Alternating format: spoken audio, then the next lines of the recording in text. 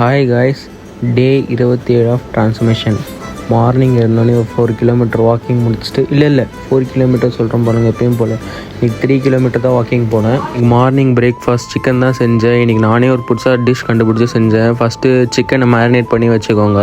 அதுக்கப்புறம் வெங்காயமும் கேப்சிகமும் இருந்தது, அதை பேனில் போட்டு நல்லா ஃப்ரை பண்ணிக்கோங்க.